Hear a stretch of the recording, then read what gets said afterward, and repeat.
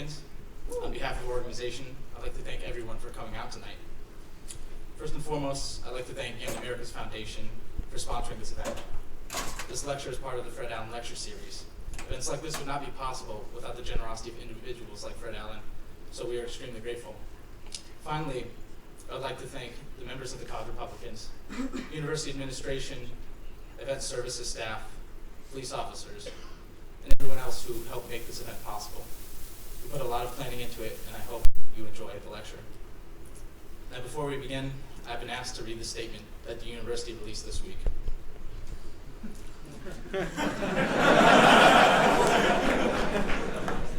Freedom of speech and the vigorous exchange of ideas are core values at UConn. To preserve those fundamental freedoms, we must allow people to speak without interruption during events, including invited speakers and audience members during the question and answer sessions.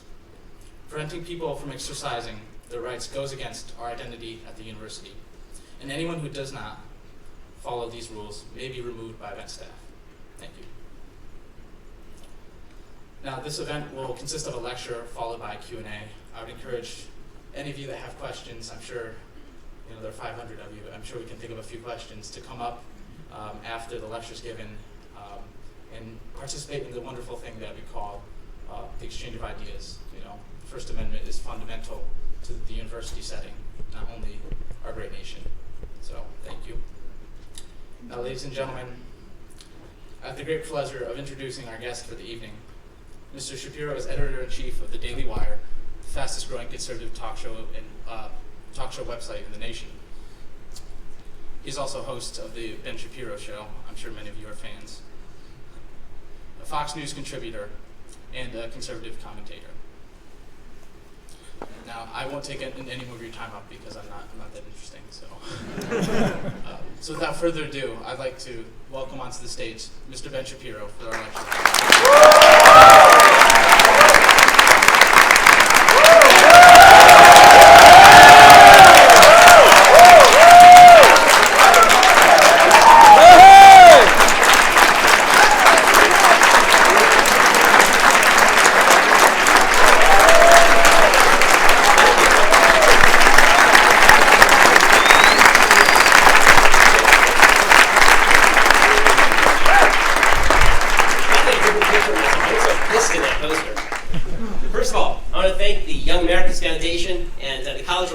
For having me. I want to thank particularly the university for providing the level of security they felt was necessary for the event, so a round of applause for the security.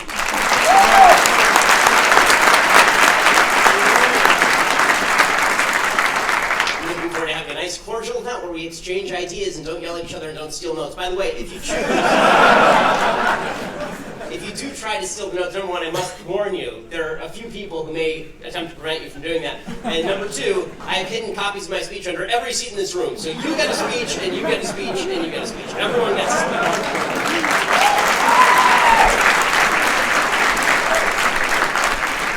Again, thanks to the UConn administration for allowing this event to go forward. I only wish that their safety protocols extended to allowing members of the general public to show up. I know I got dozens and dozens, maybe hundreds of emails from people in the general area who were hoping to get in, were unable to do so. I had heard that by the time of this event, there were another 500 or 600 people who wanted to come at minimum, and it's unfortunate that the heckler's veto still seems to prevail. Anita Hill spoke here, I guess, in the last couple of weeks, and it was totally open to the public. Something has to be done about a system where a few crazed leftists decide they don't want to hear somebody speak, and therefore people from the outside who pay taxes to universities like this one can't get in. That has to stop. This heckler's veto nonsense where somebody on the left prevents speech, we all have to make sure that no one can get in from the outside. That really needs to end, particularly because free speech, this should be a shining moment for this university, not just because I'm so brilliant and I'm here, but also because it's a great thing that universities have people like me, and yes, like the person who's speaking opposite me on this campus, to give a variation of ideas. That's a wonderful thing, and it should be a shining example for universities around the country. It's just too bad that they won't share that with people in the community who are paying for it. So frankly, I'm always amazed a little bit by the amount of upset that my speeches cause. Apparently, I've heard that I'm a danger to the student body in some way, so much so that the university's Associate Vice President and Chief Diversity Officer, the most useless title in all of academia, sent a letter suggesting that students who feel threatened by my presence should reach out to the cultural centers, the Dean of Students Office, or the university's Office of Counseling and Mental Health Services. So they actually sent a letter that said, quote, "We understand that even the thought of an individual coming to campus with the views that Mr. Shapiro expresses can be concerning and even hurtful." Wow. And that's why we wanted to make you aware as soon as we were informed. I mean, it's like a missile being launched from North Korea. We just have to put the alert system on Twitter. I agree, by the way. If you are so upset by my very presence on this campus, first of all, my guess is you didn't show up. Second of all, if you're that upset that you actually have to go to mental health services, I would just suggest that you probably need to see mental health services about a fair number of other things in your life. Speaking of which, of course, the College Democrats are holding an event simultaneously right now, which I'm sure has just the same number of people. This event, I guess, is dedicated to just debunking me. So there's some guy who I'd never heard of until like the last 5 minutes, who apparently runs a website that no one had heard of until he wrote a piece about me. So I am excited that I am a one-man stimulus package for academia. And I'm creating an entire cottage industry of useless people who now have found a use, and it's just yelling about things that I say, so that's exciting. I've heard also that this person is a socialist, so I hope that they're getting paid. I hope this guy's getting paid, and maybe he can be drawn into the great market that is the United States, and maybe be cured of his foolishness. I do find it sort of amazing, by the way, that the left is so afraid of open conversation that they scheduled an event at the exact same time. And I think that they should totally have their event, and they should have their event yelling at me and all of that. That's great. But I would prefer that you actually come to this event, and then they can ask questions, because when we have the Q&A session, I have one simple rule. If you disagree with me, you raise your hand and you go to the front of the line. I prefer speaking with people with whom I disagree, not only because it makes for great internet fodder, but also because discussions are useful. I spent my entire life in places like Los Angeles and Boston, places where no one agrees with me, literally no one agrees with me, and I have fun conversing about these views. I mean, it makes me sharper, it makes the person I'm talking to sharper, so everybody will have their shot, right? If you're on the left and you disagree with the stuff I'm about to say, then you'll have your opportunity. I just wish the College Democrats had participated in that rather than simply walking out, taking their ball, and going home like small children. This is an upgrade, by the way, from what Antifa usually does. So I'm glad they're having an event and not trying to disrupt this one. I have a feeling that has to do with a couple of things. One, there's actually security. And two, it's really cold outside, and as a member of my security team told me, they are fair weather protesters. Yep. So apparently they wrote a letter to the student newspaper saying that I am a racist and ensconced in white identity politics, which is asinine. I've been one of the loudest critics of the alt-right in America for at least the last couple of years. I was the #1 target of the alt-right according to the Anti-Defamation League. I received almost 8,000 tweets in a 6-month period that targeted me in anti-Semitic fashion, largely from the anti-Semitic alt-right. But apparently Antifa is upset particularly because I, quote, overlook the need for ethnic studies and diversity-related education in the United States. That's fair. I mean, they should be angry. If we did away with useless college classes, how could they get easy A's that allow them to have jobs in useless professions at universities like this one?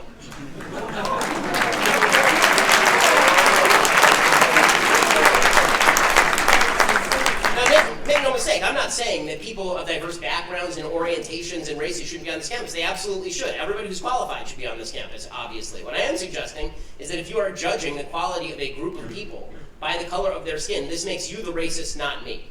And if you're looking at a group of people and you say this group of people is better than that group of people simply by dint of the variation in melanin, then you're doing something wrong. There's something wrong with you. There's nothing wrong with me for suggesting there's something wrong with you if you are judging people simply by their group identity rather than as individuals. Okay, so today I want to talk about something slightly different. That is this pernicious phrase that's been going around. The phrase, of course, is your truth. So I'm getting very sick of this phrase. If anybody watched the Golden Globes, you know, all three of you, then you saw you saw Oprah Winfrey give the greatest speech in the history of mankind. I mean, the media just, it was the best speech anyone has ever given. It was better than all three of Churchill's great speeches from 1940. It was better than the Gettysburg Address. It was better than Ronald Reagan's Shining City on the Hill. It was better than the speech that Adam Sandler makes in The Waterboy. It was better than all of it. It was so fantastic. It was amazing. And you know why it was so great? Because Oprah said that no one can stand against your truth. You see, you have a personal truth, Okay, this is absolute, not to define points on it, bullshit. Okay, the idea that you have a truth is not right. Okay, there's no such thing as your truth. There is just the fact and your opinion. Okay, you don't get to make things up and then call it your truth. And if you have a story, and your story can be verified, then it becomes the facts. If it can't be verified, it's your subjective opinion of what happened. Right, but this conflation between the facts and your opinion is really, really pernicious. Unfortunately, a lot of folks on the left don't want to hear this. They love this phrase, your truth, because it allows them to disguise their opinion as the fact. And more importantly, it allows them to disguise the facts you cite as your opinion. So if I cite a fact, it becomes my opinion. If I say something that I'm quoting the New York Times, it doesn't matter. If it conflicts with their feelings, now I'm speaking in the realm of opinion. I'm conflicting with their truth. So we're going to do a little exercise here. Okay, here's the exercise. I'm going to give you a list of facts on a variety of topics. These are all facts. These are not opinion. Okay, and you will see there will be some people who are very offended by these facts. There are people on the left who will be offended just by the fact that I'm saying facts, right? Just by the fact that I'm without even drawing a conclusion. I will reserve my conclusions about these facts until the end of the speech. But I'm going to give you a bunch of facts in a row, and people are going to get really uncomfortable. They're going to feel really difficult about this stuff, because here's the reality. If you base your opinion on the facts, this may force you to come to some conclusions you wish you didn't have to come to. The facts may conflict with your truth. So let's go through a few of these facts that make people uncomfortable. So there's a theory out there. The theory is that racial disparities in the United States are almost entirely due to so-called white privilege. The idea here is that America is a country that was built for the exclusive preserve of white men, and that white men have dominated it ever since, and therefore every disparity between racial groups, any statistical disparity between racial groups, can therefore be blamed on the history of the United States, and more specifically on the United States right now. Because obviously, some disparity can be blamed on the history of the United States. To pretend that discrimination hasn't existed in the United States would be foolish. Of course discrimination has. Of course discrimination against black people was rampant. I mean, there was slavery, there was Jim Crow. Of course that's true. But the question is whether white privilege right now is what is causing continued disparity between particular groups. So, let's give some facts. Okay, I'm not going to give my opinion. I'm just going to give you some facts. Criminologist Barry Latzer, in talking about crime and disparities in crime, from 1976 to 1995, blacks were identified by police as the perpetrators in more than half of all homicides. From 2000 to 2014, African Americans were murdered 8 times as often as whites per capita, nearly always as a result of black-on-black assaults. 57% of blacks in state prison were convicted of violent crimes. And other facts. The Justice Department under Bill Clinton found that blacks had a lower chance of prosecution than whites in 75 major American cities as of 1994, which would seem to contradict the viewpoint promulgated by the left that blacks are being prosecuted in outsized numbers and convicted in outsized numbers. Professor Peter Moskos of John Jay Criminal College of Criminal Justice at CUNY found, quote, adjusted for the homicide rate, whites are 1.7 times more likely than blacks to die at the hands of police, which seems to conflict with the opinion, and it is an opinion, that the police are out there targeting black people in disproportionate numbers. A widely publicized study in July 2016 from Harvard professor Roland Fryer, who happens to be black, surveyed over 1,000 police shootings and found that black suspects are shot less often than white suspects in comparable situations. In 2015, the cops shot 987 people. A huge majority of those people were armed or threatening deadly force. Blacks represented 26% of those shots. Well, police officers are nearly 19 times more likely to be shot by a black male than an unarmed black male is to be killed by the police.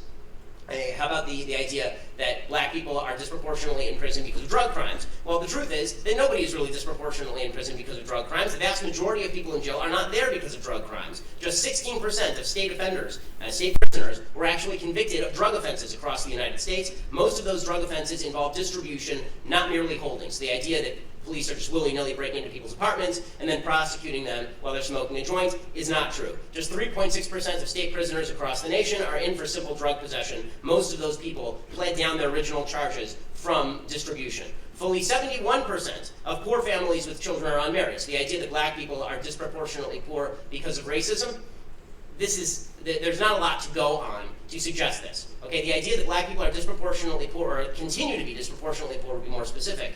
Because of racism, the truth is intergenerational poverty can be predicted in large part by one key fact: unmarried motherhood. Okay, the poverty rate among non-married white families was 22% in 2008. The poverty rate among black married couples that same year was 7%. So what happened to all the racism? And as for the idea that all racial disparities are the product of racism, this would neglect the fact that the highest earning group in the United States of America are Asian Americans. Okay, now there's another theory that folks on the left like to tout, or an opinion folks on the left like to tout, that women are victims. Women are victimized in the United States. Women are having the roughest time of all in the United States. We need women's marches. We need to walk around wearing bizarre pink hats that represent the vagina for some unknown reason. We can't say why we're there. We can't say what we're protesting. All we know is that knit caps are awesome. Okay, so let's go through a few facts. Number one, women are not paid 77 cents on the dollar for every dollar a man makes. That's crazy. They're not. And you can save your applause because you don't have to applaud facts. This is the nice thing about them. They just are, right? Christina Hoff Sommers, friend of mine, professor, she writes, the bottom line, the 23-cent gender pay gap is simply the difference between the average earnings of all men and all women working full-time. It does not account for differences in occupations, positions, education, job tenure, or hours worked per week. When such relevant factors are considered, the wage gap narrows to the point of vanishing. Actually, young childless women often earn more than men. Here's from Time.com reporting in 2010. According to a new analysis of 2,000 communities by a market research company in 147 out of 150 of the biggest cities in the United States, the median full-time salaries of young women are 8% higher than men in their peer group. The new study suggests the gap is bigger than previously thought. Young women in New York, LA, San Diego make 17%, 12%, and 15% more than their male peers, respectively. And it even holds true in smaller areas like Raleigh-Durham and Charlotte, North Carolina, or Jacksonville, Florida. How about the idea that women are being they're victimized by a rape epidemic on college campuses? This is trotted out as a reason to march because presumably women are being raped willy-nilly at college campuses, just like this one. You walk outside and the rape truck is just going. It says free hugs on the side of it. It's just okay, the fact is that number one, as I always say, I will inject a bit of opinion. Rapists should be castrated or killed. Okay, with that said, the idea that there's a rape epidemic happening on campus is pure fantasy. This idea that 1 in 5 women is raped on campus is utterly a lie. It is not true. It is based on a survey that conflates everything from attempted forced kissing with sexual assault. So a guy goes in for a kiss, you turn your cheek. This is now the equivalent of rape, according to these polls. Professor James Allen Fox of Northeastern University and Richard Moran of Mount Holyoke College point out the estimated 19% sexual assault rate among college women is based on a survey at 2 large 4-year universities, which might not accurately reflect our nation's colleges overall. Also, the survey had a large non-response rate, with a clear possibility that those who had been victimized were more apt to have completed the questionnaire. So it wasn't even a scientific survey. Here is the real statistic. According to the Bureau of Justice Statistics, Violent Victimization of College Students report, from 1995 to 2002, there were 6 rapes per 1,000 per year. Okay, so that's a difference between 200 rapes per 1,000 per year and 6 rapes per 1,000 per year. In case you were wondering, the numbers have dropped since 2002. They've not increased since 2002. How about the idea that women in engineering, this is all happening because of discrimination in engineering. Now, there may be some discrimination in engineering. There may be people who don't want a woman working in their department, but overall, it is career choice that determines where people end up in a free society. It turns out that women do not want to work in engineering as much as men want to work in engineering, and men don't want to work in nursing as much as women want to work in nursing. There are vast disparities between the sexes regarding particular populations entering a specific occupation. Right? Teachers are disproportionately women. Men are disproportionately firefighters. Is this because of sexism, or is this because it turns out that women and men like different stuff? If you don't believe that women and men like different stuff, by the way, meet a person of the opposite sex one time. Harvard psychology professor Steven Pinker, who is no right-winger, explains pretty clearly, differences between the sexes are part of the human condition. The fact that I have to say this demonstrates how stupid everything is. Hey, how about the idea that women are victimized when people like me say that they are anti-abortion? This is some imposition on them, that what I really want to do is shut down their freedom, because that's deeply what I'm concerned with. I spend my days worrying about what you do with your esophagus and also with your uterus. This is just what I do. Okay, nonsense. Okay, the reality is that people who are pro-life because they believe that life begins at conception, and the fact is that life does begin at conception. Whether you think that life is valuable enough to trump a woman's quote-unquote right to choose is another question. But there is no question that life itself begins at conception. Professor Jaime Gordon of the Mayo Clinic says, quote, by all the criteria of modern molecular biology, life is present from the moment of conception. Professor Micheline Matthews-Roth of Harvard Medical School, quote, it is incorrect to say that biological data cannot be decisive. It is scientifically correct to say that an individual life begins at conception. Okay, another opinion that's put out there, another your truth that's put out there. If you're poor in the United States, it's because you're a victim of the system. Capitalism makes people poorer. Absolute nonsense. Absolute nonsense. Okay, the upper middle class in the United States was 12% of Americans in 1979. Today, it is 30% of Americans. So income mobility means that people may not be in the middle class anymore because they're now in the upper middle class. As for poverty in America more generally, the poor in America are the richest poor people on the face of the earth and in human history. Pew Research points out the U.S. stands head and shoulders above the rest of the world. More than half of Americans were high income by global standards. Another 32% were upper middle income. 9 in 10 Americans were upper middle income or upper income by global economic standards. Only 7% of people in the U.S. were even middle income, and only 2% were poor. According to the American Enterprise Institute, By the way, the idea that the rich are sucking the lifeblood out of the poor, that they're not paying their fair share in taxes, American Enterprise Institute, quote, the highest income quintile is financing 96% of the entire system of transfer payments to the bottom 60% and funding the operation of the federal government. How about the idea that if you're in the top 1%, you are getting richer, but everybody else in the lower 99% is getting poorer? This makes no sense because people change in and out of the 1%. I've been in the 1%, I've not been in the 1%. At some point in the future, I will probably not be in the 1% again. Okay, as you change in life, right now, all you college students, the vast majority of you are not in the 1%. By the time that you are 10 years from now, 15 years from now, hopefully you'll have put your degrees to good use and you didn't major in poli-sci, and now you're actually going to be able to get a job and be in the 1%. Okay, as Thomas Sowell points out, by the way, income discrepancy varies largely by age. Households headed by someone 65 or older have more than 15 times as much wealth as households headed by someone under 35, because if you've been living a long time, you've been accruing wealth a long time. And as he points out, this is not because people who enter the 1% are evil. Everyone who is 65 was once 35, it turns out. Sowell also points out, a University of Michigan study showed that most of the working people who were in the bottom 20% of income earners in 1975 were also in the top 40% by some point by 1991. So if you start off at the bottom, you can move to the top in the United States. It's one of the wonderful things about the United States. How do you do it? It turns out it's not that tough. According to the Brookings Institute, you only have to do 3 things to not end up in permanent poverty in the United States. Finish high school, get a full-time job, wait to get married to have kids. That's it. You do those 3 things, you will not be in permanent poverty in the United States. And everyone is capable of these 3 things. Virtually everyone. Okay, finishing high school, let's face it, the high school system in America, that means basically you know how to read the word cat, and you have to be spotted the C and the T. You don't graduate high school in the United States. Getting a full-time job, jobs are widely available, and waiting to get married before you have children, which to me is the most inexcusable decision that people make. It just means don't put that thing there without that other thing on it until you're married, you morons.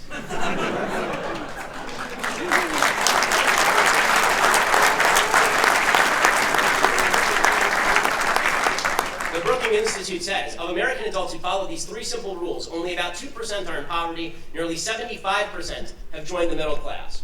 Okay, now we get to the most controversial portion of the evening, and that is facts about transgenderism. So this, of course, is what the left is very upset about, because every time I say that a man is a man and a woman is a woman, and a woman can't magically become a man, and a man can't magically become a woman, and no, I will not call you a woman if you are not a woman, and no, I'm not going to describe you as she if you are not, in fact, a biological she. People on the left get very uptight. So I will reserve my opinions on all of this until the end, although you just heard them, but I'm going to give you some facts now. Okay, these are not disputable facts, for the most part. Okay, so if you dispute the facts, you can cite the studies and you can argue with the authors of the studies. I'm going to give you facts that come not from me, but from studies and from medical literature and from reviews, and then you can argue with those. Okay, this is undisputed. There are 2 sexes. There are not 9, there are not 11, there are 2. Okay, if you have a Y chromosome, Y chromosome, then you are typically male. People without a Y chromosome are typically female. We all learned this in 5th grade biology. Variation may exist in a tiny percentage of the population. This would make you intersex. It would not necessarily make you a person of the opposite sex. Okay, transgender advocates, however, don't even care about the biology. What they claim is that no evidence must be shown of any chromosomal anomaly in order for you to claim that you're transgender. I can be a full-on XY male, a full biological male, and if I say that I am a female, you must now call me she. I'm a transgender person, and you must call me she. Right? In order to achieve this bizarre conclusion, transgender advocates have to create a new category different from sex, because obviously this is not going to work. You can't fool anybody by saying that a woman is a man is a woman. So instead what you have to do is you have to create a new word, right? We'll call it gender. Right? We'll call it gender. Gender, in their view, is about maleness or femaleness. Right? These social constructs of maleness or femaleness, an entirely subjective category, not linked to biology. But separating maleness or femaleness from genetic influence is scientifically illiterate, of course. To say that a biological male is a gendered female is a basic contradiction in terms. Right? A biological male is a gendered male. He may be an effeminate male, he may be a feminine male, he is still a male. Right? And it's very easy to prove this. Okay? If a man were to experience some sort of accident that changed his hormonal balances, it would not make him a woman. Right? Whether or not he identified as a woman. If a man had an accident, and for some terrible accident, he got injured in the genitals, and suddenly he didn't have male appendages anymore, this would not make him a woman. This would make him a man who experienced a terrible accident. Okay, a biological male may have feminine characteristics. He is still a biological male.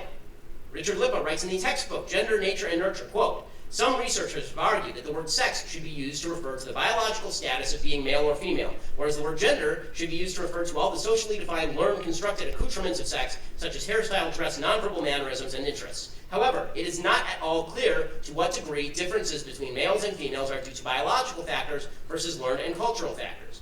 Okay, other facts about transgenderism that are inconvenient for transgender advocates to mention. First, the idea that transgenderism is a condition that cannot be changed and that people do not change with regard to their own views of their own biology and with regard to their views of their own sex is not true. The vast majority of children who claim to be transgender when they are children, pre-puberty, do not end up being transgender when they grow up. Okay, according to University of Toronto professor James Cantor's studies, 2/3 of children who feel transgender outgrow their desire to transition sex by puberty. Another recent paper by endocrinologist Paul Cruz, biostatistician Lawrence Meyer, psychiatrist Paul McHugh puts that number at 80%. Okay, transgender advocates also claim that transgender suicide rates, which are extraordinarily high, which is just an incredible tragedy. By the way, when I'm saying all this, the reason I'm saying all this is because I think facts matter, not because I don't have sympathy for people who are suffering from something that really is, it must be truly terrifying, must be truly difficult to deal with. What I'm suggesting is that we need better solutions than blaming society for this problem, because the problem is not with society in large measure. The problem is largely with a mental condition. Okay, transgender advocates claim that transgender suicide attempt rates, which run at about 40% over the lifetime, which is extraordinarily high. Suicide attempt rates in the United States, among other populations, run about 4%, that they are a result of discrimination, which results in depression. A study from professors at the American Foundation for Suicide Prevention and the UCLA School of Law Williams Institute found 46% of transgender men, which is women who believe they're men, and 42% of trans women, men who believe they're women, attempt suicide over the course of their lives. The study also does point out allegedly high levels of discrimination against people. And no one is in favor of discrimination against trans people. No one's in favor of treating trans people badly. I just did an interview with Blair White, who's a transgender woman, meaning a biological man who believes he's a woman, and the interview was all about whether I should use pronouns that Blair White wanted me to use, whether I should call Blair White a she. It was a very cordial interview. I explained my position and everything was fine. We can agree to disagree on these particular points. If it makes you suicidal because I say that you are your biological sex, my suggestion is that there is something deeper going on than merely what I am saying to you.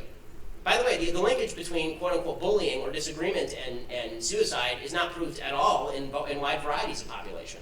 Right? If the idea were that people who are bullied commit suicide at a higher rate, you would assume, for example, that the black suicide rate would be incredibly high because racism against blacks still exists in our culture. The black suicide rate is significantly below the white suicide rate in the United States. In fact, suicide seems to be a privilege of the wealthy. If you go to poor countries, suicide rarely exists. It's really only in rich countries in the Western Hemisphere where you see high suicide rates.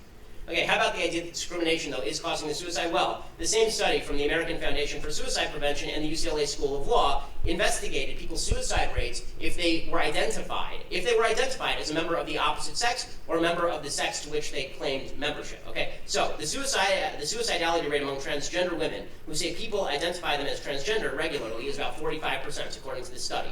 But the suicidality rate among transgender women who say they are occasionally or never identified by others as transgender is 40%. Right, so in other words, a man who believes a woman goes through all the surgeries, has all the hormone treatments, and no one can even identify this person as a woman, still has a suicide attempt rate of 40%.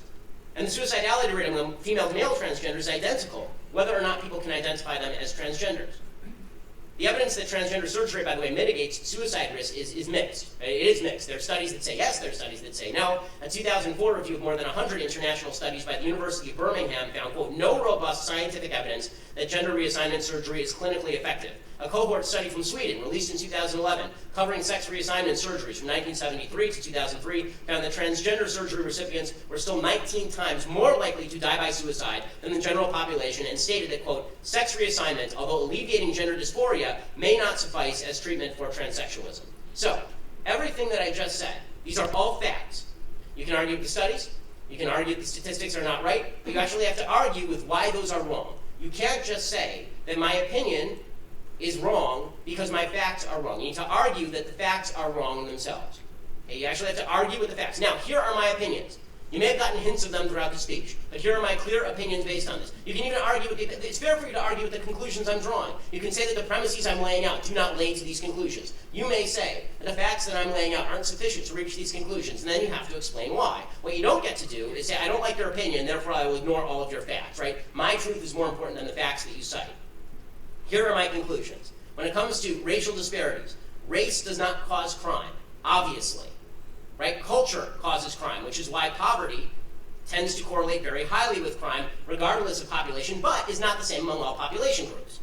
Right? Disparities in arrests by race are not evidence of racism. If you want to stop the criminal disparity rate, all you have to do is something simple. Stop as individuals committing crimes. Okay? This is the best way to fight disparities in the crime rate. The police only respond to calls that a crime has occurred. And that means that if you stop committing crimes, you're going to be arrested less often. Continuing and widening disparities in racial wealth are connected to decision making. Okay, it is true that when it comes to history, okay, that black people in the United States, because of all the discrimination, start off at a lower point wealth-wise than white people in the United States. Of course, that's true. But it is also important to note that there are groups that have come to the United States with nothing and are in the top income earners in the United States. Right? The fact is that, as I mentioned, the highest income earning group in the United States are Asian Americans. When my great-grandparents came to the United States in 1907, they literally had nothing and didn't speak English. And now my parents did well, my grandparents did well, and I'm doing well. Right? The idea is not, does history leave people differently off? Because that's always been true. Right? There are always different populations that are worse off or better off under any regime historically. The question is, what do we do right now to make your life better? And sitting around and saying that history has made things bad for me does not solve anyone's problems. You have to identify the problem right now that needs to be solved. If you're not identifying the problem that needs to be solved and suggesting solutions for those problems, you are part of the problem. Because now you are saying to people there are obstacles that you as an individual cannot overcome. Okay. How about female victimhood? So here's my opinion on female victimhood. Women are not victims in the United States. This is an asinine contention. Women in the United States are the best off women in the history of mankind, and it is not close.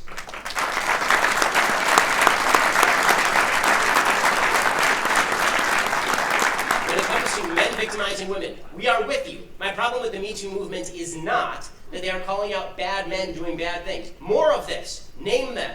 Okay, I want to stand alongside you and say that these men should go to jail. And I'm as clean on this score as anyone in American public life. I was a virgin until marriage. Okay, I do not hang out with women who are not my wife. I'm of the Mike Pence mindset when it comes to this stuff. Okay, the fact is that I want to see men who mistreat women. I was brought up like this. I have 3 younger sisters. Men who mistreat women are the worst people on planet Earth, and they should pay the worst penalties on planet Earth. But it doesn't help anybody when you conflate systems of people who are oppressive with people who you just don't like. Right? When you come out and you say that Aziz Ansari is a sexual abuser or a sexual assaulter because you went on a date with him, performed oral sex on him, and got naked in his apartment twice, and then you say, oh, he took it the wrong way, and the next morning you say, oh, well, I didn't feel good about that, I'm not going to treat you the same as the lady who was raped by Harvey Weinstein. Sorry. Right? This is not oppression of women. This is called having a rational standard for behavior. As far as the argument that women are victimized by people like me who say that women should bear the children they conceive, the answer is because I think the child has value, not because I'm trying to oppress you. I don't care what you do with your body at any other time. I do care what happens to the child that is inside your body. And it would not matter whether that child is outside your body or inside your body. I don't think that you should kill babies. Okay.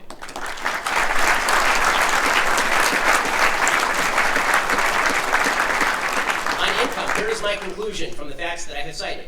You are not tied to your class in America. You can rise. You can fall. Your power is in your hands. No one is standing in your way. If someone is standing in your way, you need to name the person. If there's a policy standing in your way, you need to name the policy. Don't just say that society is barring you from succeeding, particularly not if you're going to a good university like UConn. Don't tell me that people in America are standing in your way and telling you you can't succeed. No one gives a damn about you. No one cares if you succeed or not. And that means also, the bad news is no one cares about you. The good news is that because no one cares about you, no one cares about stopping you. No one cares. So go out and do your best and make something of yourself. You're not a victim. And then finally, on transgenderism. Great sympathy for everyone who's suffering from this. It does no good for a society to lie about sex in order to supposedly make people feel better. Lies are not a path to virtue, nor a path to sanity. Truth is a path to both of these things. This does not mean you can't treat people with cordiality. It doesn't mean that you shouldn't have manners. It doesn't mean that you shouldn't be kind to people. It does mean that it is an imposition on me to ask me to lie about the nature of basic biological facts because it is going to offend you. And my friend Jordan Peterson did a great interview in Britain the other day in which Jordan specifically was asked about this. This woman asked him, why does your right to free speech trump my right to be offended? And he said, because if it doesn't, there is no right to free speech. And because people are saying things that offend each other all the time. This is how we get to truth. Right? Here's my other opinion on this. Pronouns have always applied to biological categories, not subjective states of mind, or even outward appearance. The idea, by the way, that pronouns should be applied simply to outward appearance would make every Bugs Bunny cartoon ever really ridiculous, right? Every time Bugs jumps into the dress to try and seduce Elmer Fudd to get him to leave him alone, we'd have to call Bugs a female bunny. That's not how this works. To claim something that is objectively untrue as reality is not fact-based thinking. To insist that you are a man and to insist that a falsehood is a fact is delusional. If you're a man, you're a biological man, you claim that you are in fact a woman, this is not true. Okay? It's just not true. You may feel like a woman. I don't know how that would even operate, considering that if you're a man, I don't know how you would feel like a woman. It's like saying that I, as a man, could feel like something completely different. I'd feel like a chicken. Like, I can't feel like a woman. I'm not a woman, right? I can feel like maybe I don't belong in my body, but it seems like you're jumping to an identity that you've never actually occupied. But this delusion corresponds to significant levels of depression and suffering, which is why I have said that gender identity disorder is a mental illness and should be treated as such, rather than being foisted off on society as some sort of flaw in society that we could all fix if we just started using preferred pronouns. There's not enough evidence to support that position by any stretch of the imagination. Now listen, as I say, you can argue with any of these conclusions, but you will have to explain why the facts that I cite are either incorrect or why they do not lead to the conclusions that I have stated. Some people, however, are so deeply offended that they feel no need to offer an argument. Instead, they just claim offense. They claim that they're victims, and now they win the argument. You don't need to play this game, because it is a game, and it's a stupid game. They claim I'm just being offensive, or I've microaggressed them, or I'm invading their safe space. Okay, facts are not microaggressions. Facts are facts. No space should be free from facts or safe from facts. Those who insist that I respect their truth, they don't have any truth. They have opinions. Those opinions often oppose truth. I am far more justified in ignoring opinions unsupported by facts than they are in dismissing facts that support my opinion. Okay, we can't have a conversation without a common basis in fact. If those facts offend people, so be it. I can live with that. Facts don't care about your feelings. Thanks so much.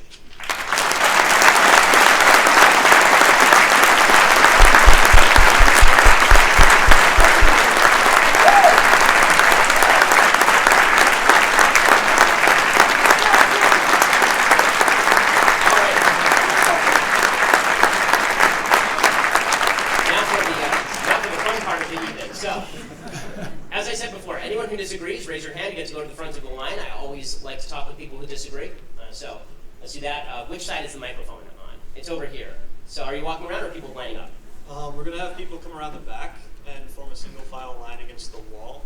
And keep the questions brief and no follow-up questions.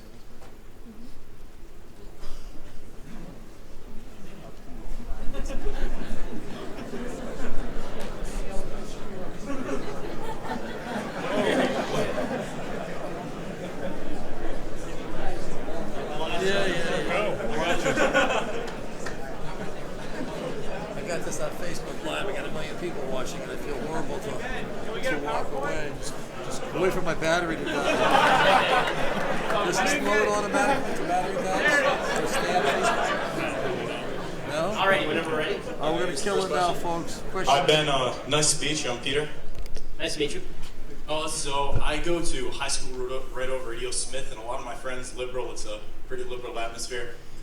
They're kind of talking about like Germany being better in economic growth, being better with controlling inflation, things like that, and how we should emulate them, do something like the EU. I was just wondering what your thoughts on that are. I mean, the EU is failing, so that's economically illiterate. The fact is, the United States is by far the world's powerhouse economy. It will continue for the foreseeable future to be the world's powerhouse economy. It drives the entire economy of Europe too. We paid their defense bills for something like 50 years, so that helps as well. Germany they took austerity measures like 4 years ago. They had to cut back on their social programs. Angela Merkel got in hot water with her own party and with a lot of voters specifically because of this. So the idea that Germany has a stronger economy than the United States, there's always somebody who's saying somebody else has a stronger economy than the United States. Like 5 years ago, people were saying China has a stronger economy. 20 years ago, people were saying Japan has a stronger economy. The answer is no, no, and no. The United States has far and away the strongest economy in the history of the world.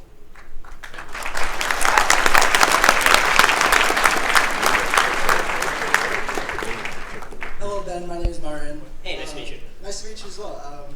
I'm not really a fan, but I like Thank you hearing for you showing talk. up. Thank you for showing up specifically because you're not a fan. Right, I like hearing you talk. So one of my questions is, you talk about this culture between black and black violence.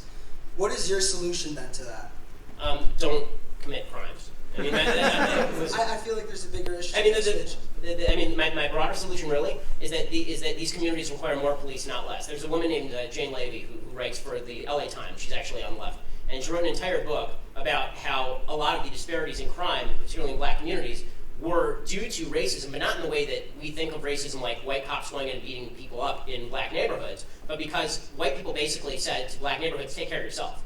Right? If there's high violence in your areas, then you take care of it yourself.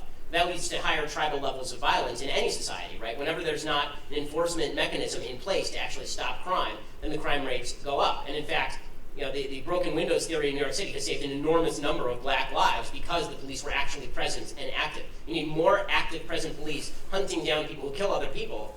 That's part of the problem. Part of the problem is that you actually need fathers to stick around. This is true in white communities and black communities. One of the great tragedies of the last 4 decades in the United States, the single motherhood rate has risen not just in the black community from 20% in 1960 to over 70% now, but in 5% in the white communities over 40% now. That's a huge jump in both communities. Young men particularly do need a male influence there to curb them. As a man who was once young, I can attest to this.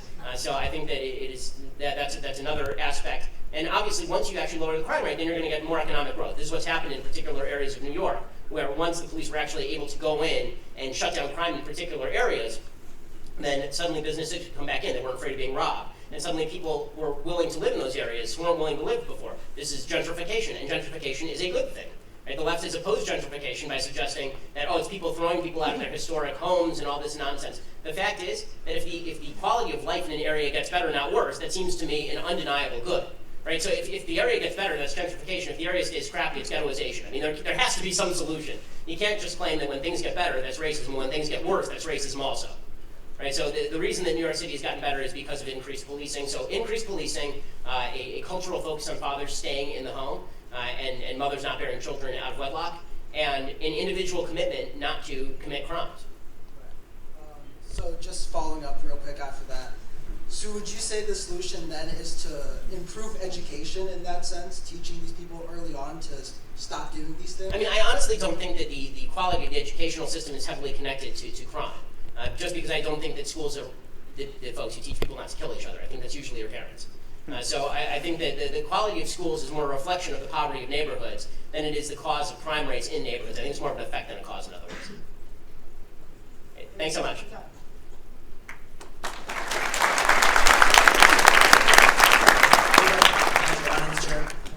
Just had 2 quick questions for you. One, how do you think it will play out if Oprah actually runs for president? And 2, can I grab a selfie with you? So I'll have to ask security about the selfie since I'm not in control of my own fate anymore, unfortunately. But as far as the Oprah running for president question, I don't think it's going to work out the way she wants it to. So there's a poll yesterday that came out, Trump versus various Democrats. Against Joe Biden, I think it was 57-40. Against Bernie Sanders, it was like 55-40 in favor of the Democrats. And then against Oprah, it was 51-42. So she was polling worse than Biden and Sanders. The reason that I think that she'd be in trouble is because, number one, I do think she'd win the primaries, because I think it'd be very hard to defeat her in a primary. But I think that in a general election, here's the thing about Trump. Trump is basically made of mud. What I mean by this is that if you're a politician, the worst thing that can happen to you is someone throws mud on your skirt, right? Suddenly you were pristine, and then someone throws mud at you, and you're dirty. Trump is a mud monster. You cannot hit him with anything. Right? I mean, literally nothing. I mean, in the last 2 weeks, we found out that he probably paid a porn star $130,000 not to talk about an affair that he had with her when he was married to Melania and his son had been born 4 months ago, and no one cared.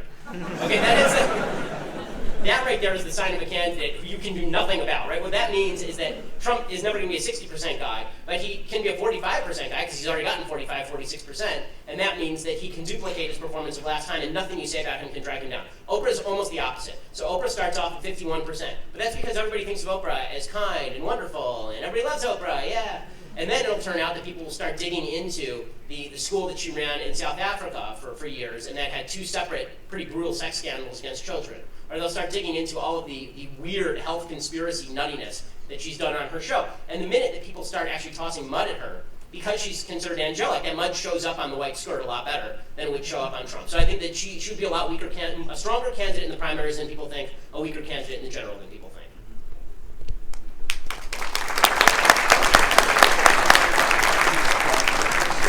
Good evening, Mr. Shapiro. It's a pleasure. Big fan.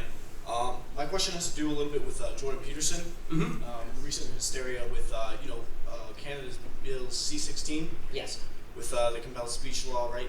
I just want to know, do you think that there's anything to worry about in America as far as compelled speech goes, government overreach? Yes.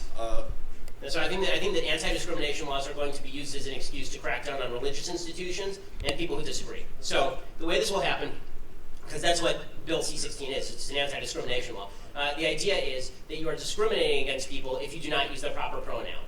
Right? This already exists, by the way, I believe in New York City. The New York City Human Rights Commission passed an ordinance that will fine restaurants like $250,000 if they do not address a patron by the pronoun that person wishes to be addressed by. I don't know how that stands up to the First Amendment. I really don't. But that also requires a Supreme Court that's willing to implement the First Amendment, and so that depends a lot on whether Justice Kennedy has had his ballot movement that day. It's impossible to predict whether Justice Kennedy is going to go one way or another on any particular issue. I do see this happening in California. There was already an attempt to strip the Boy Scouts of their 501c3 status in the state of California because the Boy Scouts weren't allowing gay scoutmasters. You can certainly see something very similar happening if they refuse to address people by particular pronouns, or if a church or synagogue refuses to perform a same-sex wedding. They can say, okay, well, you have a nonprofit status, but you're violating our view of what should happen with regard to marriage. The state now recognizes marriages between men and women and women, so we're going to remove that status from you. I think that we're moving pretty quickly in that direction. That's where the left clearly wants to go. The only question is whether the constitutional barriers will be strong enough to prevent it. Do you think they are? Again, I think that it depends. I think it's up to us. I don't rely on the Supreme Court to protect the Constitution because it historically has done a pretty poor job of it.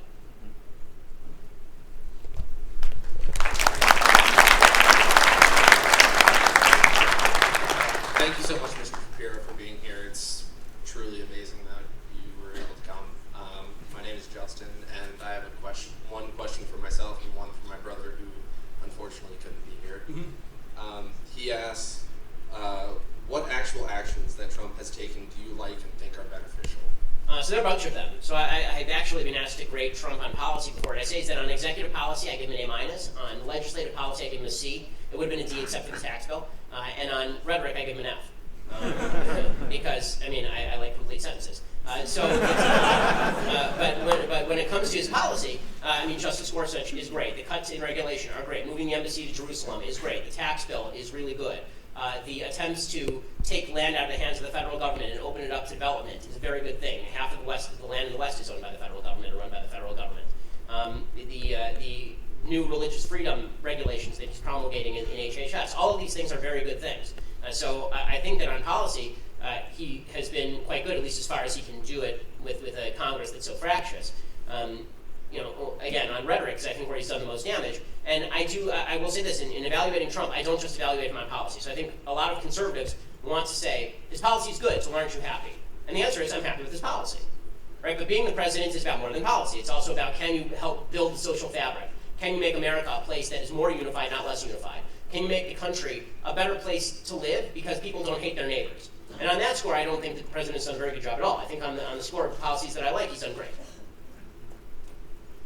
And my question is, I don't want to say you're wrong in doing this, but why do you feel it's necessary to react so sharply to leftists and the views that they hold, and react so sharply to to beliefs that they hold about opinions that are... Well, I mean, I think that it depends on the context. So when it comes to speaking with forceful language about the policies of the left in broad strokes, I think it's important to point out where I think not only they're wrong, but they're misguided. And in some cases, the views of the left I think are patently morally evil. Actually, when it comes to the idea that, for example, you have a right to my labor, I think that's an evil statement. So I feel very strongly about that. You can disagree with the feeling, you can disagree with my opinion, that's fine. When it comes to dealing with people who disagree with me, I'm actually, I think, pretty cordial, as you saw from the first question. So it depends on how people address me. If I'm addressed with and people want to have a nice discussion, I've done this all my life. I love doing that. I prefer it. But if somebody is going to throw brickbats, then I'm going to respond in kind. So you get to choose you get to choose the weapon for the actual face-off.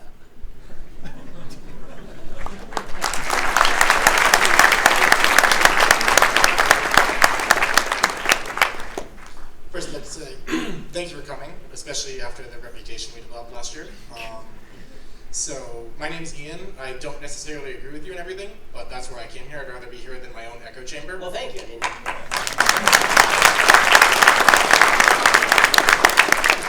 So you said that you consider transgenderism a mental disorder, which is something that I don't know enough about to properly debate you on and criticize. So more broadly, that then brings me to ask, do you think that the United States should do more to develop proper infrastructure to take care of people generally who suffer from various mental illnesses, or are we doing a fine job? No, so the answer is yes. I think that the typical route of taking care of people who can't take care of themselves more broadly, and I don't believe, by the way, that every form of mental illness requires an entire system of infrastructure, right? I don't think that a transgender person is suffering the same type of mental disorder as somebody who has severe bipolar disorder, for example.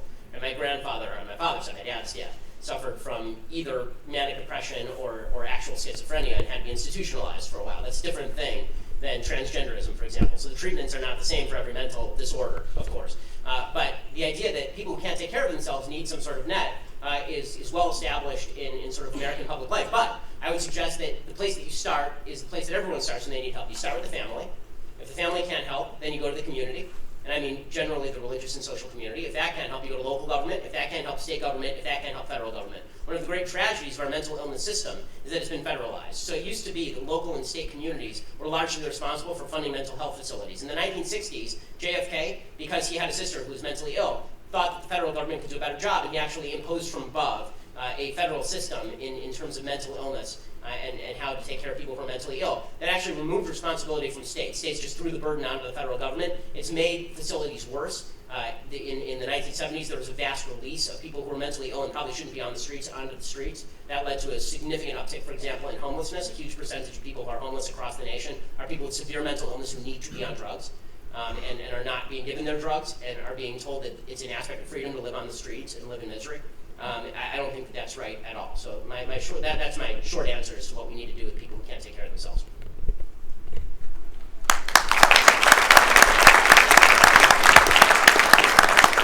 Hey guys, my name is Carmi, huge fan. I'm originally from LA too.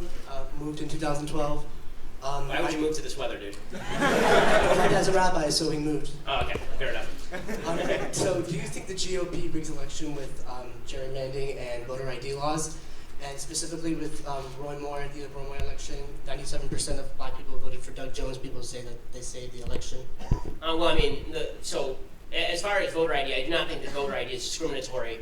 If I have to show an ID to buy an alcohol, it seems to me that I should have to show ID in order to vote. This does not seem like a huge burden on me. I mean, voting seems to me a significantly more important decision than what type of beer I get or whether I have to buy a crappy Zima. As far as gerrymandering, the truth is that gerrymandering, there are only two ways to do districting. Right? Way one is that you have some sort of quasi-impartial board that actually draws the districts. The problem is these boards are rarely impartial, and historically those boards have been biased to one side or another. And so gerrymandering has been the way that we've done politics in the United States for 300 years at this point, or at least 250 years.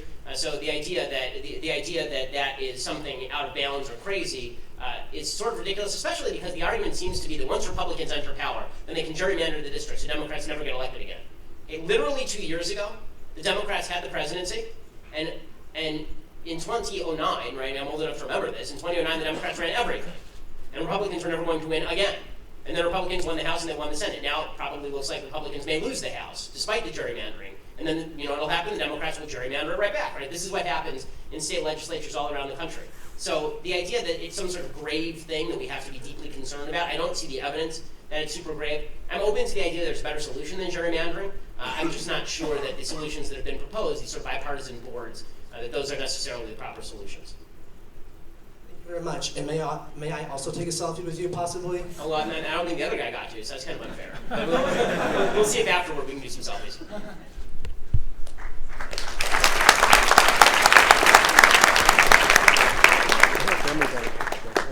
Hi, Ben. Thanks for coming. A common criticism liberals, or particularly progressives, often levy at conservatives is the absence of compassion, so to speak, in the formation of our policies, especially under Trump. So what is your position on if compassion over logic, perhaps, or empathy is whatever stupid. balance? So, I mean, not to put too fine a point on it, empathy is dumb. The reason I say this is not because I don't have empathy for people. It's because you should not make policy based on who you care most about. If I did, I would take all of your money and give it to my kids. I like them better than I like you. Right? The fact is that, I mean, there's an entire book on empathy that's specifically about why empathy in policy is a problem. Sympathy is fine, right? Having sympathy for people is good. Having empathy for people is not great. The distinction being, if you have sympathy, you feel bad for someone. If you have empathy, you put yourself in the shoes of that person. But by doing so, you are now not in the shoes of everybody else. The best policy that can be made is the policy that is about the data and the number of people who are affected, because you can always find the person who's the most victimized and then make policy around that person, as opposed to trying to create policy that affects the most people in the most beneficial way. So, I mean, it's great to be empathetic. I don't see empathy as much as of a moral value as some other people do. I don't think feelings are in and of themselves moral values. I think behavior is moral much more than feelings. Maybe this is my Judaic background, but Judaism is much more an acts-based religion than a grace-based religion, meaning that in my religious viewpoint, I think that God cares much more about what you do than how you feel about it. I think politically speaking, some of the worst things that have ever happened were based on good intentions. And so, trying to formulate policy that is best without violating people's rights is a better way of doing policy than saying, I empathize with this group of people or this particular person, and therefore I'm going to shift policy to meet them there.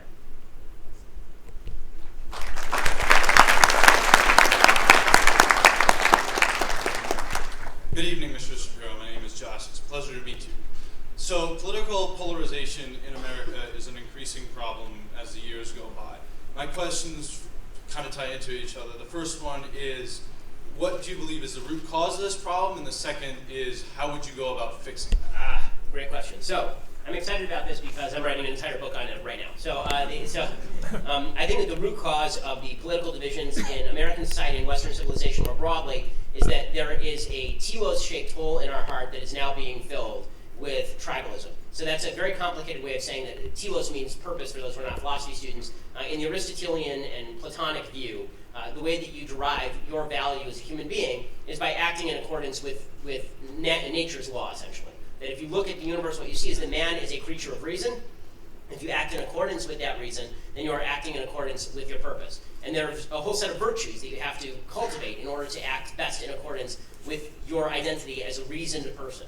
And Aristotle recommends these. Judeo-Christian values seem to mirror these pretty strongly, which is why for basically the entire medieval scholastic period, there was a great identity between Aristotelian thought and Judeo-Christian values. And that carried forward all the way through most of the Enlightenment, actually, despite some pushback to the contrary. The American founding was based on this essential idea that every right has a corresponding duty, that you have a purpose in the universe that is laid forth on a religious level by your religious community, by the Bible, and on a reasonable level by a universe that requires certain things to go under natural law, right? This is what the founders talked about when they talked about natural law. I think all of that's been lost. I think it's been systematically undermined by 200 years of philosophy that says that God does not exist, the Bible is a fraud, that you cannot get to ought from is, right? The David Hume distinction that just because the universe is a certain way doesn't mean that's how you ought to be. And once you do that, and you say to everybody, make your own purpose, it turns out people are not good at making their own purpose. When people try to make their own purpose, they end up usually at hedonism, or at self-interest, or at the triumph of the will, or at the idea that if we shape together as a community, then we can create utopia together. And you've seen all of those things happen in the 20th century. I think now the most common area in which people are finding fulfillment is tribalism. Because our sense of community has broken down so much, because religious communities have declined, people don't see each other as neighbors or friends anymore. We look at the United States and we don't see a set of common principles that we all hold to. I mean, this is a perfect example tonight. We need probably dozens of security members just for me to talk. We don't have the same set of values anymore.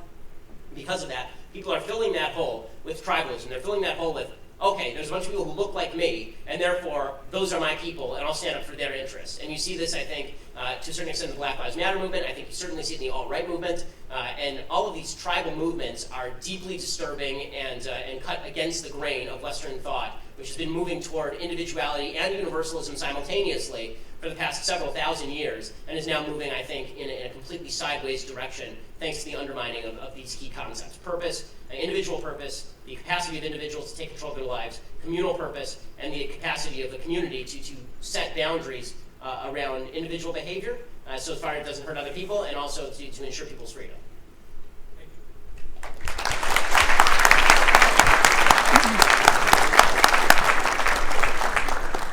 Just as a reminder, we want to have people who disagree with Ben.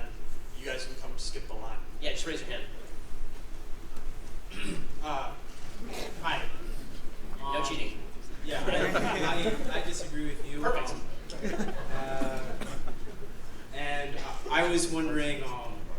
I personally, I'm a progressive, and I was just wondering, with our current political atmosphere right now, why is it that we have strayed away from not just right or left or just general people in politics strayed away from facts and try to twist around the truth? For example, like at Fox, MSNBC, all these big corporate news programs, they tend to have an agenda. Why is it that it's so hard to get facts out to people?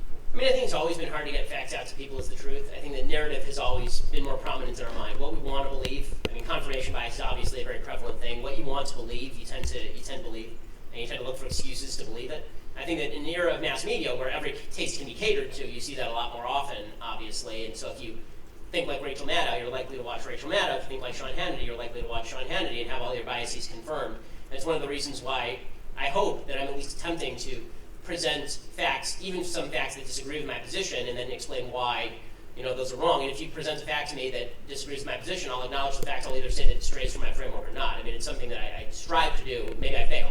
That's something I'm trying to do. I think that the reason that people have strayed away from facts and moved into subjectivity is because there's something comforting about subjectivity. You can never be wrong. The thing about facts is that somebody can prove you wrong. It's uncomfortable to be out there on the limb all the time waiting for somebody to saw it off behind you. Right? Doing what I do, it's a lot of fun. I mean, I love what I do for a living. But I will also say that there's a constant feeling of, am I right?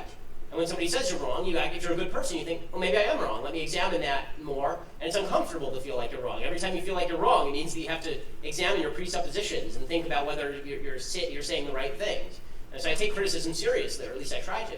And I think that's a hard thing to do, and especially in an era where we have been told that there's a virtue being offended, that you being offended is a substitute for you learning something, that if you don't like what I'm saying, then you being offended is enough for you to just dismiss it out of hand. You don't have to go home and do any research.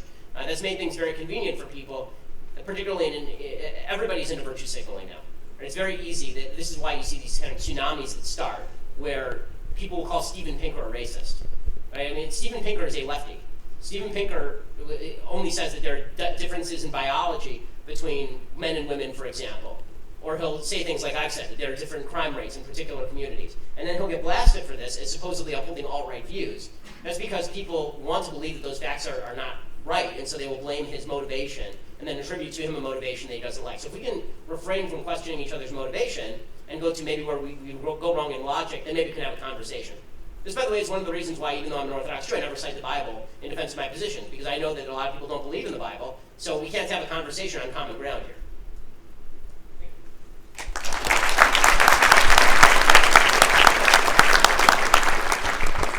Good evening, Ben. My name is Quinn.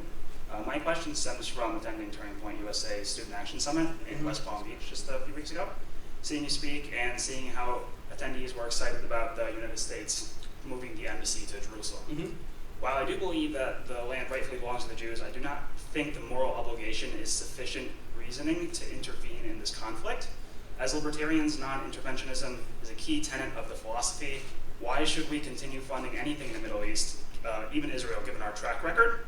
And why is intervention on Judeo-Christian moral grounds permissible, although we have a separation of church and state? Okay, so it's not intervention on the basis of Judeo-Christian morality per se, meaning if it were just on the basis of Judeo-Christian morality, then we would not be giving aid to any of the other countries in the Middle East, for example. We give aid to Saudi Arabia, we give aid to Egypt, we give aid to Jordan, we give aid to the Palestinians, some $300, $400 million a year. By the way, I'd be much happier if we just cut off all aid. I mean, I think there's a strong case to be made, the Rand Paul case, that you just don't give foreign aid, period. But if you do give foreign aid, then the idea is that it's supposed to be in our national interest. Then the question becomes, is it in our national interest to be involved in the Middle East? And this is a question, I think, that was decided relatively conclusively on September 11th. Right? I mean, the idea that we can sort of retreat from the world and that we can just intervene in sort of policing actions, as the Clinton administration did, came home on 9/11, and 3,000 Americans died because of that. So the idea that a powerful America in the world is unnecessary, that we can retract within our own borders and that there won't be some enemy that comes and fills the space.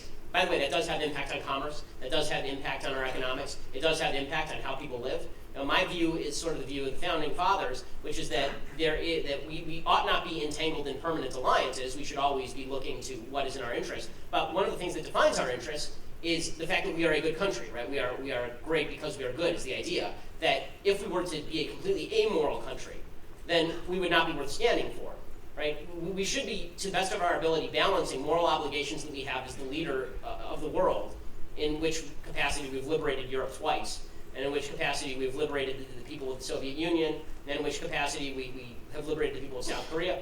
All of those things are great goods. I think it's one of the reasons why the United States is the beacon of the world and why it's something worth defending, not just on power grounds. So, but on a realism level, if we don't make more allies, then we have more enemies. If we don't back our allies, then those allies are likely to suffer catastrophic defeat. If we don't side with the countries that side with us, then we are likely to see those countries side with somebody else, and that puts us in a negative international position with regard to issues that a lot of libertarians do care more about than defense, things like trade, economics, and even culture. Thank you.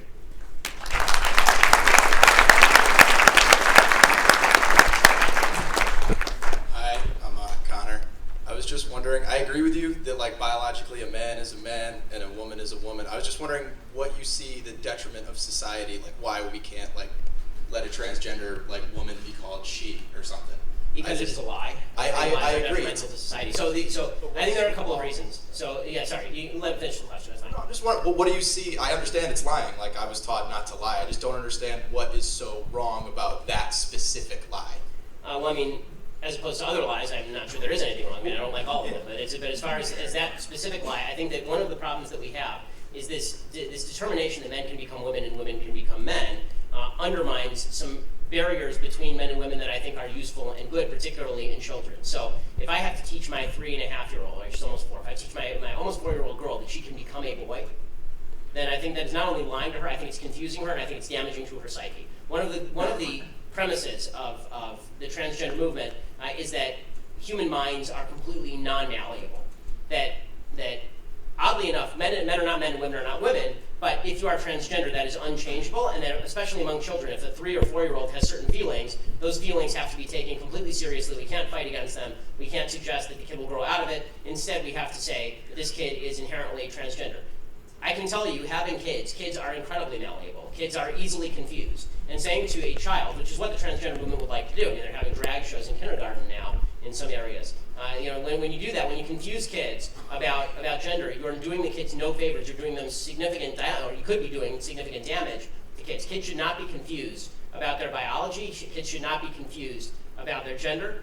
And let's put it this way, just from a certain statistical standpoint, if it is true that the transgender suicide attempt rate is 40% over the lifetime, and if I am right, then more kids will be confused about gender, which, by the way, you do see. You've seen an uptick in transgender surgery in Europe. You've seen a greater identification as transgender overall. In places like Europe, malleable rates of transgenderism in Europe.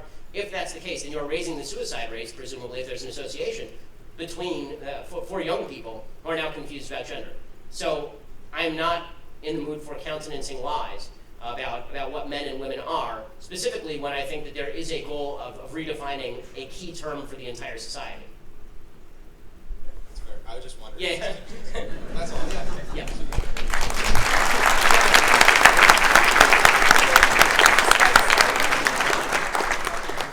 Hi. So my question is actually about your opinion on healthcare. Because I know that you believe that privatization of healthcare is the most effective means to solve the problems that we have.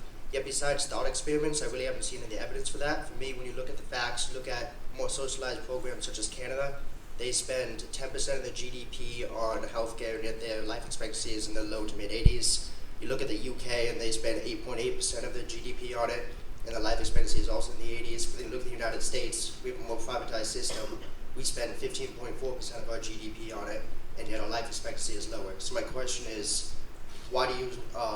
My question is basically, if you look at all that, what it tells me is socialization of healthcare covers more people, makes life expectancy longer, and it's just more effective all around. So do you have any evidence or examples where privatization has actually increased healthcare? Okay, so the truth is that we haven't actually seen a move from a socialized medicine system to a privatized system, so it'd be hard to find an example where moving from one of those examples to a privatized system works. And we haven't really seen even a system where we move from privatization to universal healthcare in the sense that the system has never been deregulated. I mean, my basic premise is that what we have now is almost the worst system. We have a mixed system which has driven up costs because of subsidizations from Medicare and Medicaid, and has also driven up costs because of regulation, and then it's still privatized, so doctors are still charging a lot of money.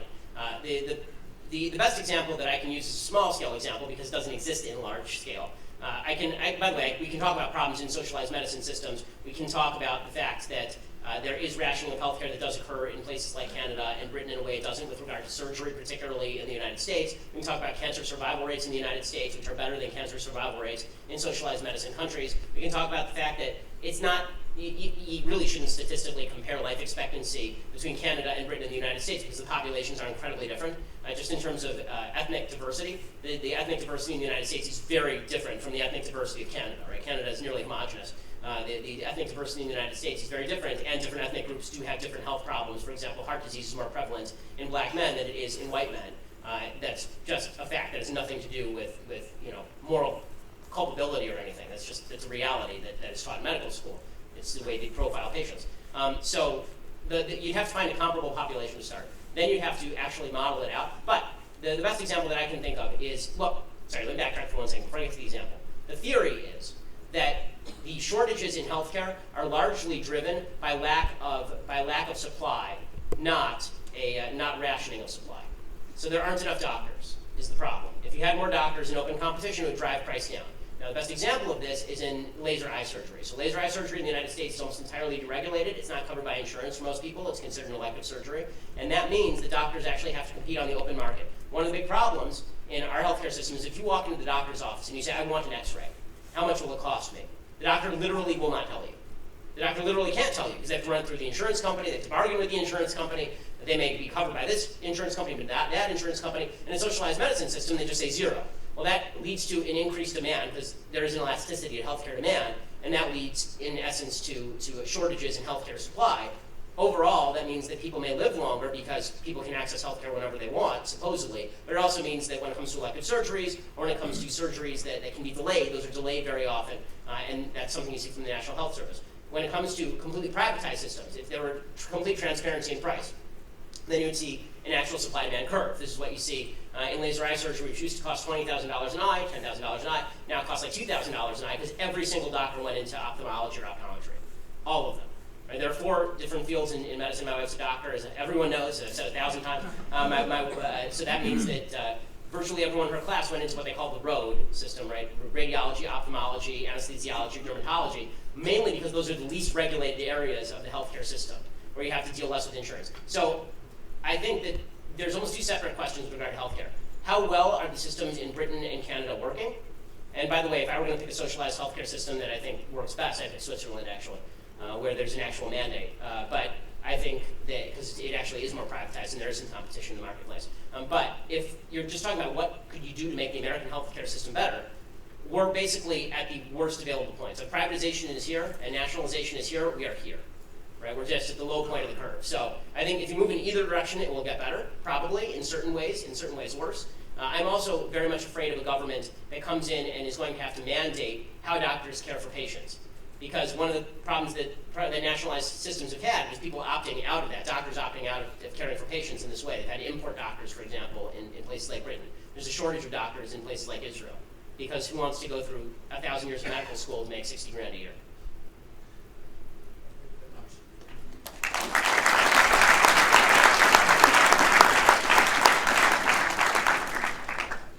Hi, Shapiro. Howdy. I understand that you don't believe in the rape epidemic, and you're trying to prove a point, and I totally understand that, but I believe your facts are misleading. When I heard you say, correct me if I'm wrong, you said that there are 6 out of 1,000. I said the Bureau of Justice Statistics report from 1995 to 2002 reported that the rape rate on college campuses was 6 out of 1,000 women. Okay, and from those statistics, which I've seen them before, they're from reported actual crimes, right? Yes. Is that what it is? Yes. Now. So it's possible. You're right. It's possible the statistics are higher because of unreported crimes. Sure. Okay. Well, you answered my question. But I will also add that I do not think that for every 6 crimes that were reported, there were 244 that were not. Right. So the idea that the statistics that are being cited, 1 out of 5 women is raped, versus 6 out of 1,000.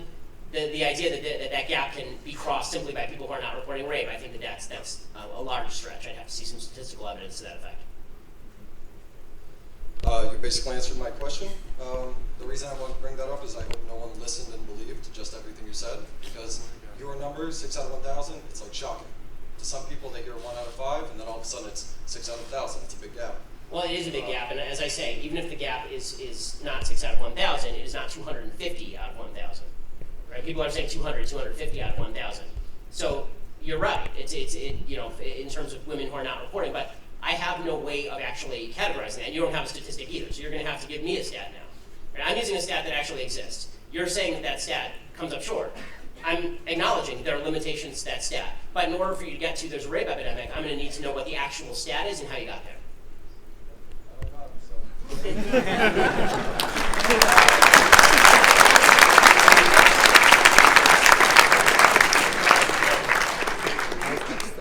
Oh, hello, Ben. Big fan. I just had one real quick question. Assuming he runs for re-election, who do you think Trump's biggest adversary is for the 2020 election? I think Biden would probably be the biggest adversary in terms of somebody who could beat him. It's simply because Biden has a lot of blue-collar credibility. For some reason, people seem to like Joe Biden. I've never been able to understand this. But I mean, that's what the polls show anyway. I think age would not be really an obstacle for Biden, considering that the combined age of Donald Trump and Joe Biden takes us back to the Pleistocene era.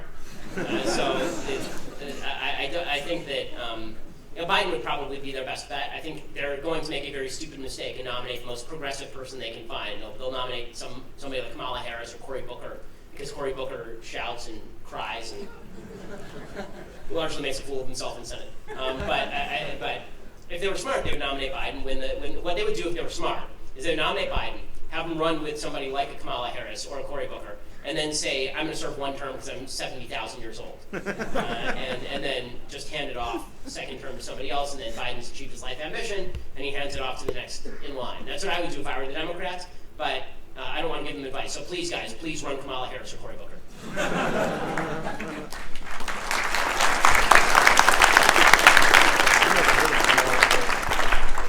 How's it going, Ben?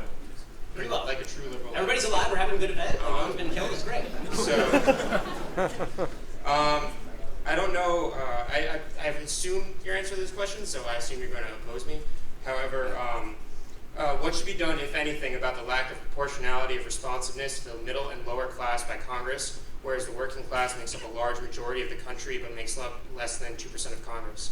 Misrepresentation leads to lack of responsiveness towards the majority group, regardless of where polarized politics stand. And I believe that your answer would have been, well, just vote or run.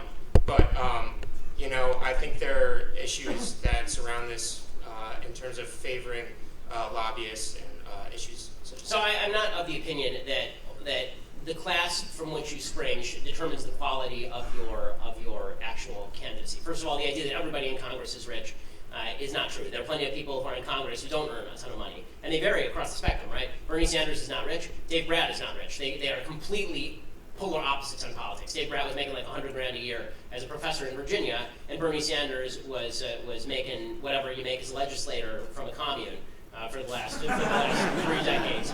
So the idea that everybody has to be judged based on their level of income, I find problematic. I also think that the founders were not particularly fond of this idea. I mean, all the founders were quite wealthy, and that's not necessarily a bad thing. It means that you actually have the time to dedicate to the job that you are doing, was the idea, at least in the founding era, and that you could be sort of the statesman and not worry too much about your business. Again, I think that I would judge people much more by their viewpoint than I would by their respective wealth. And the idea that people who are middle class and lower class in America are getting screwed is just not true. The fact is that the people in the lowest classes of America are making, just in terms of public benefits, make a significant amount of money more than people at the upper tier. People in the upper tier are keeping a lot of their own money, but they're also paying, as I said in the speech, 96% of all redistributive programs in the United States, plus the entire budget of the federal government. Because we don't receive anything back, right? I'm now in the upper income earners of the United States. I'm paying a crap load in taxes. I'm getting nothing back from the government. And, you know, I suppose I should say that's fine, but I don't think that's fine. I don't think they should take my money. I don't think they should take my money in the same way I don't think they should have took my money when I was making a lot less money. So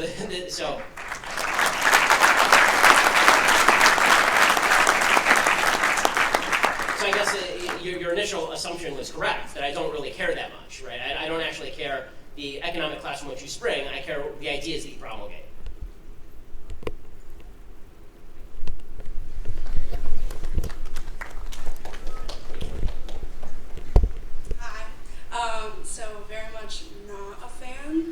decided to come anyways. Okay. It's like I actually have two questions. The first one is, how do you account for like statistical manipulation when you present your facts that you presented in the beginning? So more specifically, when you're talking about percentages of blacks in X, Y, and Z, and when you're talking about the differences in wages today versus 20 to 50 years ago, how do you account for A, the difference in population among blacks versus whites or other races, and B, how do you account for the increasing gap between the middle class and the upper class? Okay, so, sorry, two things. There are two questions there. On any given statistic, I would bet we'd have a more productive conversation if I could actually give you the source. You could look up the source and then you could ask specific questions about how those numbers were arrived at, because I'm giving you the bottom line, but I'm happy to give the footnotes. I typically don't do that because it makes the speech even longer and more boring than it already is. But I'm more than happy to argue the stats and whether they're good or not, because it might be like that other guy questioning the Bureau of Justice Statistics stats. Right? There might be a flaw in the stat, and then we can argue about that. So that's a good question. The answer is we'll look at each individual stat and we'll determine whether we think that it's reflective of reality or not based on its internal logic. As far as the idea that how do I account for the gap between the upper class and the non-upper class, as I said, number one, it's not the same people in the upper class. Right? People move up and down between classes fairly regularly in the United States. There is a widening gap in terms of people who are earning the most and the people who are earning the least, but that's because if you had to make a chart, it wouldn't look like this. It wouldn't look like the people at the top are going like that and people at the bottom are going like that. It would look like this. Right? People at the bottom are moving up slightly and the people at the top are moving up rapidly. That's because investment income has done really well under the stock market, for example. So if you had money to put in the stock market, that's been doing really well for you over the past several years, which suggests that one of the ways that you get out of poverty is to save and then get into the stock market. Right? The point here is that when people focus on income inequality, I think that this is actually a rather large moral mistake. I think that focusing on poverty is a good thing to do. I think focusing on income inequality is not a good thing to do because there's no correlation between income inequality and relative rates of poverty. Right? There's tremendous income inequality in a lot of places on planet Earth. In fact, in all places on planet Earth. You go to Sudan, and there's going to be a rich warlord there, and then there are going to be a bunch of people living on $6 a year. Okay, that's a terrible place to live. Income inequality in the United States is also quite high. Right? There are people who are Bill Gates and Jeff Bezos, and then there's the local checker at your grocery store. But if the local checker at your grocery store is getting richer, then it seems to me they have nothing particularly to complain about in how the economy is operating. They don't have a right to Jeff Bezos' money. They don't have a right to Bill Gates' money any more than Bill Gates or Jeff Bezos has a right to their money. So the question shouldn't be relative rates of increase. The question should be, is your income increasing? Is your life getting better? Can you buy more cool stuff? And one of the problems I have with just measuring income by the pure dollar amount is that it doesn't actually measure what you can buy with those dollars. Right? The fact is that you can buy things today that you couldn't buy even 5 years ago, certainly not 10 or 20 years ago. Life is completely transformed. A poor person in the United States today is living better than a rich person was living in the United States in 1920. Right? Everybody has air conditioning, everybody has a microwave, everybody has a car, everybody has a TV or two. Right? All of these things did not exist. That's because the market has created new products for which there is demand. It does not mean that poverty has been completely solved, because I think it's going to be almost impossible to completely solve poverty, but it does mean that if you're complaining because people at the upper end are getting richer rather than because you're getting poorer, then you should look to whether you are operating on the basis of jealousy or whether you're operating on the basis of something that actually should matter. The second point was just like as a woman and somebody going into the healthcare field, I personally don't, it's on your opinion on abortion. I personally don't think that like I could have an abortion just because morally I feel like for myself it wouldn't be the right choice. But how do you defend your opinion as a white, well-off, religious man? How do you defend your telling a woman what she can do with her body? Because evil things are still evil, even if I'm a white, well-off, religious man. And good things are still good.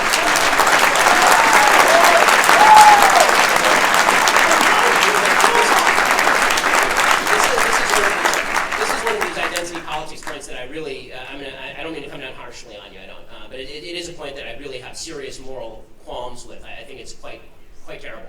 The reason being that the people who were fighting against enslavement of black people were a bunch of well-off white men, for the most part. right? And those people were saying this is a moral sin. This is a moral blot. They weren't living in the South. They didn't own plantations. They didn't live the lives of the plantation owners. They said this is evil, and we are here to stop it. Right? When you see something that you think is morally wrong happening, especially when you're talking about the taking of a human life, like listen, I think that you shouldn't go around randomly killing homeless people. I just have this view. I'm not a homeless person. Most of the people who randomly kill homeless people are probably not of my economic strata, my religious view, or my I don't know whether they're of my skin color or not. I have no idea what the actual sociological breakdown of homeless killer serial murderers is. But I would suggest that my identity has nothing to do with what is right or wrong. And this is what Western civilization used to be about. Western civilization used to be about the idea that, yes, I'm not a woman in the healthcare field, but you and I can have a conversation about what's right and wrong because this is the nature of human reason. The nature of human reason, the nature of right and wrong, is that you and I can talk about what's right and wrong and that I don't retreat into my identity. If we don't retreat into our identity and our morality is now centered around that identity, morality doesn't exist at all. We break down into a society of fragmented atoms where I can't even say, like, you're torturing a puppy in your backyard. I have nothing to say about that. I'm not a white woman who's in the healthcare field. I'm not going to do that. I refuse to surrender the idea that I can have a moral stance on issues that are of concern to society and of concern to the well-being of the United States simply because of the color of my skin or the nature of my genitalia. And honestly, I believe any view that feels differently is sexist, racist, and bigoted.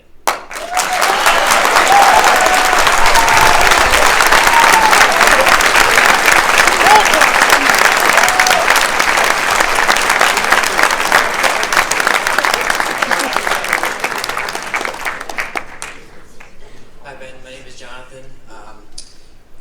According to statistics, millennials are more likely to be leaning Democrat, or now socialism is on the rise. How do we convey conservatism to them and show them the light? I mean, I think that the biggest problem, there are two big problems with millennials. One is that they have lived in a society where socialism has never really been a thing. Right? I mean, most people who are older lived in a society where the Soviet Union was an existential threat. And when people said, hey, look, socialism, they point to the USSR, look at that giant gulag state. And everybody go, oh, that sucks, that's terrible. Capitalism must be better than that. You know, people who are our age, they look at socialism and they go, oh, that means Denmark. It doesn't mean Denmark, guys, okay? Denmark is not socialist. Denmark has a redistributive welfare net. That's not the same thing as socialism. That's what they call democratic socialism, but even that is based on a very strong capitalistic system, which is why Denmark, until very recently, had a lower corporate tax rate than the United States and far less business regulation. They can afford a 60% tax rate on their population only because their economy is good thanks to capitalistic views with regard to drawing in business. So people just don't know enough about economics to actually make these statements. That's number one. Number two is that people on the right do not make a moral case with regard to economics. So if you're a millennial, what you tend to hear, and I'll turn toward this side of the room a little bit because I don't want everybody to just get a view of my back the whole time.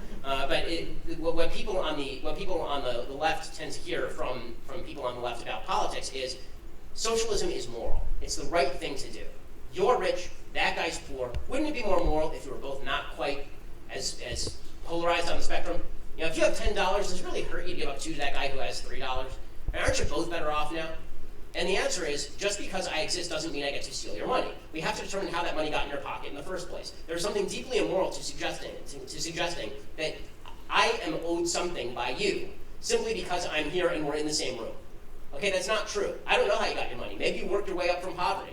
Maybe you made a lot of money because you invented some new GMO that allowed billions of people to be fed. Right? In that case, you deserve the money. And guess what? You deserve the money in a free market economy because people were willing to engage in a voluntary transaction with you. Voluntary transactions, consent. This is the nature of capitalism. Seizure of property, seizure of wealth, force, compulsion. These are the nature of socialism. That's the argument that conservatives should be making. And if you want to win the day on economics, that's the argument you should be making as well.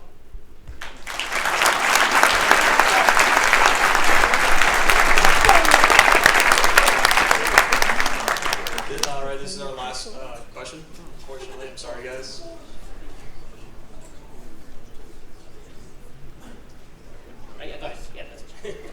Hello, Ben. My name is Joe.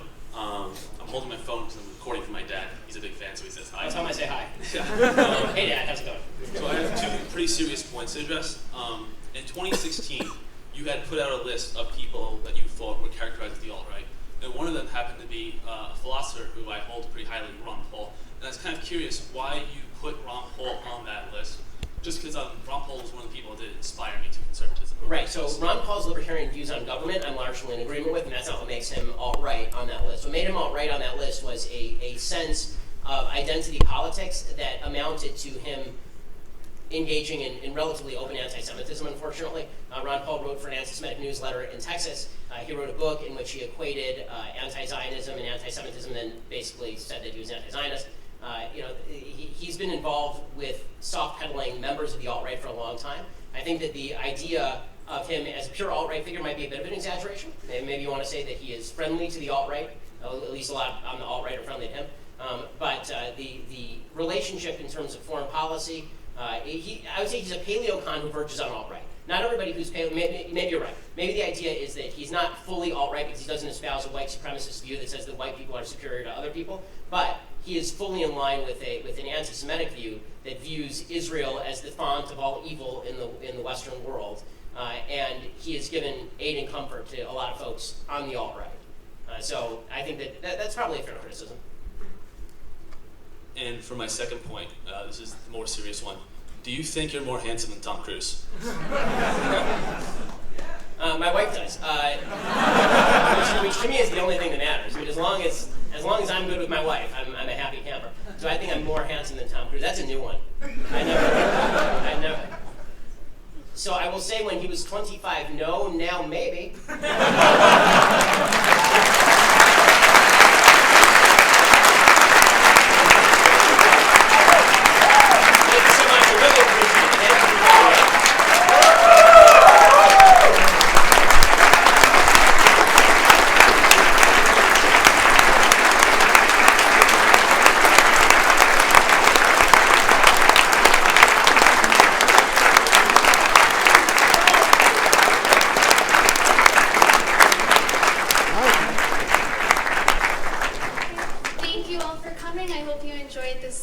Once again, we'd like to say thank you to everyone who made this event possible tonight. This is exactly the type of event that we should be able to hold on a public university campus. So thank you once again to all of you. Okay, thank you for coming and get home safely. Have a good night.